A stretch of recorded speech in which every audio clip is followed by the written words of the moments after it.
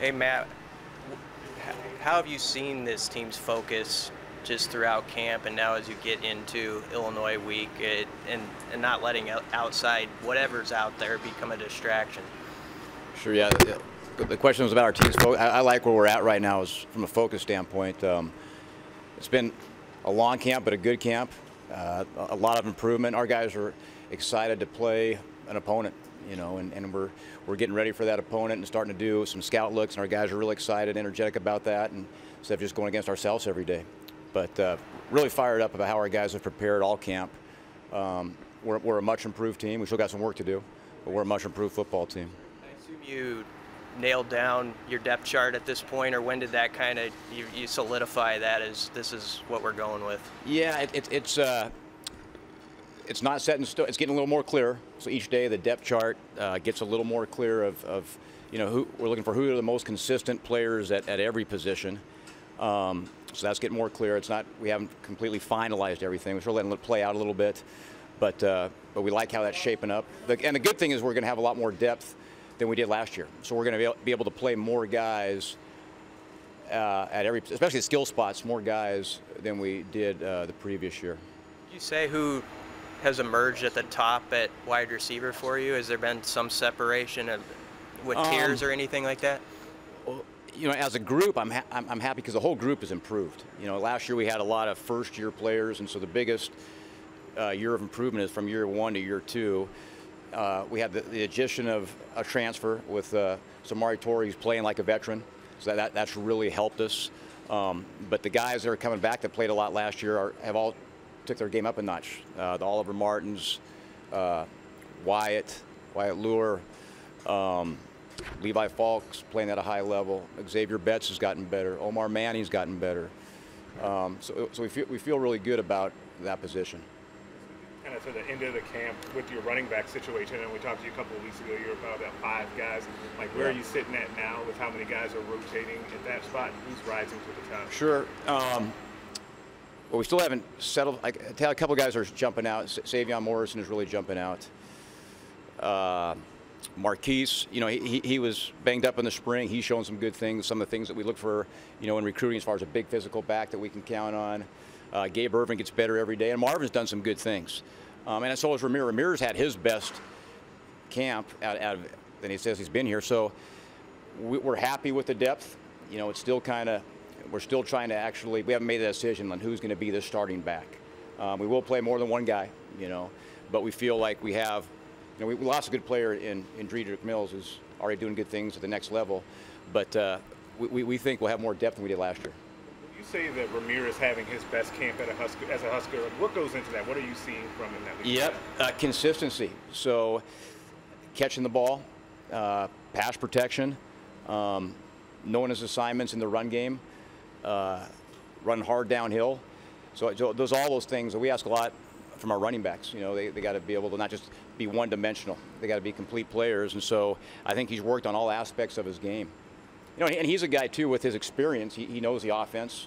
So some of these other, he's probably a little bit older than some of these guys. So like when we add something new, it doesn't really phase him. Where the other guys, when you add something new, they still get a rep through it.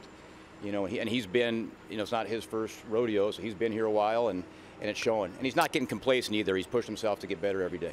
When did Savion really start to pop out to you, and what about his game do you like?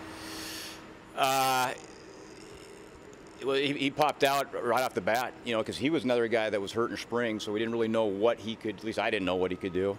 And, you know, he got his body ready in the summertime, so just the way he looked.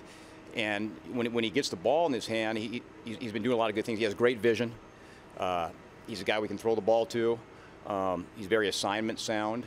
And so, again, it kind of goes back to that consistency thing. He's done a lot of things well. All the receivers always mention Wyatt Lever when talking about guys who do it right every play. I mean, as a coach, what about him stands out? Sure. I think number one is the type of person he is. He's very humble, very hungry. I mean, he's very quiet, and he lets his work and his play speak for himself. I mean, he goes out there every day, never complains, goes 100 miles an hour, takes as many reps as he can. Everything's full speed, and just competes. And he's making a ton of plays. And I think because he's so humble, because he's such a likable guy, our guys just gravitate toward him. And then the fact that he's making a lot of plays on top of that, it makes the whole football team better. You're breaking down the running backs too. How important at this point is it to have that one guy, or is it, I mean, as you've gone through camp, is it, I guess, more comfortable, this idea of more of a committee and rotating guys? Well, you want to have, you always want to have depth, and running back is probably the most prone position on offense to getting guys banged up because of what we ask those guys to do and how physical that position is. But at the end of the day, you want to know who that guy is when it's 3rd and 1 to win the football game. Who are you giving the ball? And so that we feel pretty good about it, but we're not ready to say who that guy is. But so to answer your question, you want depth, but at the end of the day, you want to know, hey, this is the drive to win the game. Who is that guy? And that's getting clearer and clearer, and you guys will see that play out. Xavier Betts was pretty candid with us about how in the spring he maybe didn't get as much mileage out of himself as he wanted, but you mentioned him earlier. Did you see him kind of turn the corner from that, and how has he done? Yeah, I got a lot of respect for Zay because it's hard. It shows a lot of maturity to admit that you got room to grow, and that you can get a lot better, and admit your faults. And in his defense, you know, anytime you go from high school to college and you get thrown in to play, it's not easy. You got to learn how to practice hard. You got to learn how important all your plays are. And he comes from a great program, but it was still a learning process for him. And I think, you know, he'd be the first to tell you that he could have embraced it probably a little bit more, you know, because we were expecting a lot about him. But the big thing that he's done is he comes out and competes every day. You can make an argument some of the days that you look out there and like that guy might be our #1 receiver. Each day they kind of take their turns on who's the #1 guy. But he's continuing to make plays. He's playing at a high level, and just his effort and learning how to play fast. The thing with freshmen, which he was last year, is they think a lot, which caused a little bit of the slow play because they're thinking, they've got so many things in their head, so you can't really see their talent. Well, now we can actually see his talent because he knows his assignments, and we can actually see this is the guy. Hey, this is the guy we thought he was, a guy that can make a lot of plays, run fast, and just make our whole football team better. This might seem like kind of an odd question, but how do analysts help you on offense, kind of behind the scenes with what they do to help the program? Sure. They do a great job of, they do a whole bunch of things, and there's a whole bunch of different roles for analysts, but scouting opponents, keeping you organized, you know, and ideas. You know, when we're going through, especially in the off season, we're going through and looking different things. It's always great to have extra. You can't have enough wisdom in the room, you know. And so we're lucky here where we've got some experienced analysts that bring a lot of credibility, a lot of knowledge, a lot of expertise, which, you know, we need all the help we can get, like everyone else does, and they've made us better. And we'll give them projects to research and study, which will make our team better. But I love all we're very fortunate to have great analysts here. How uncertainty in certain positions? Do you think once the depth chart gets solidified in every spot, week 1 or whatever it is that you decide on that, guys can focus more on their individual assignments heading into whatever particular game that's set for them? I missed the second part. So once a guy knows his role, like yes, yeah, whatever spot I am on the depth chart, right? Gotcha. Is it easy for them to focus on their assignments in any scheme or play individually? Yeah, you know, so what we've kind of done is we've introduced the whole offense to everybody, okay, which is a lot of stuff. So I don't know if this answers your question, but sometimes that's hard for guys because they're thinking about so many different things, and we can't expect perfection. You know, now when we start getting more game plan a week, we take basically 30% of that, or maybe 40% of everything we've installed, and we're going to use this, which helps guys regain focus and helps guys really zero in on their assignments, responsibilities. So I think it's going to really help everybody. And I guess, yeah, and like to your point, I guess the guys that are in the ones and the 2 deep, it's obviously very important to them to really understand, hey, okay, now this is the game plan. All right, I don't have to know all this right now. I just have to know this and really dial in and detail that.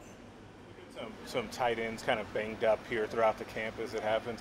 Like, how have guys like Chris Hickman and A.J. Rollins, James Carney, those kind of guys, how have they kind of taken to getting expanded roles and snaps in practice?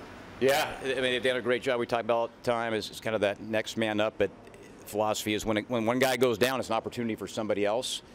And Chris Hickman's a great example because we played him at wideout a little bit last year. We moved him back and forth because of his skill set, and he's gone back to the tight end position and doing some really good things.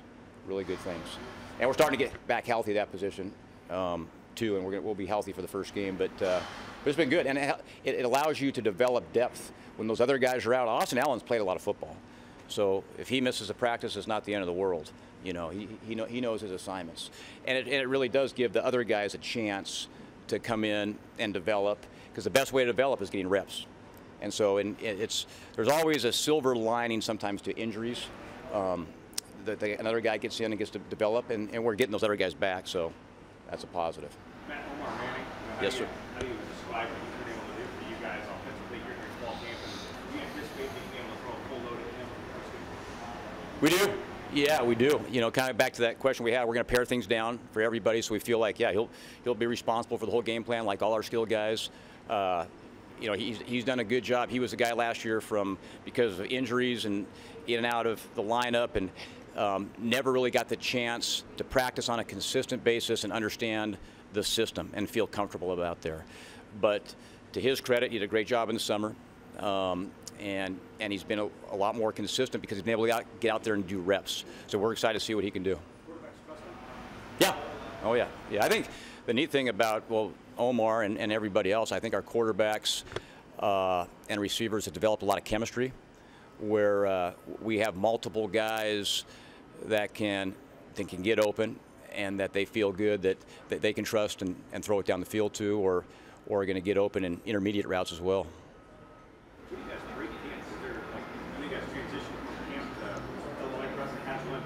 Yeah. Let's go kind of one day at a time. That's a good question. We go one day. We have in the summertime, you know, we scout out our first couple opponents, and it's obviously a huge football game, the first game, and we both know that, and so that's been a focus. And you know, now it's kind of paring down the stuff that we've installed that we think is going to fit for this particular game plan against Illinois. We've already started doing that. It's going to get more and more, just kind of day by day, where it's going to be more play specific to Illinois as opposed to the whole playbook. Coach, when you've had a line that it's been over more than a full season since they had to deal with crowd noise, you start on the road, are you worried a little bit all on cadence or silent snap counts? How much have you addressed that? Yeah, that's a good question. So we didn't have fans last year, but that's something we work on really every day is how does crowd noise affect cadence. We have different ways we can go cadence. You know, we can go silent, we can go on a count. We like to blare music. Sometimes I think the music we blare in practice is louder than the fans, especially when it's bad music.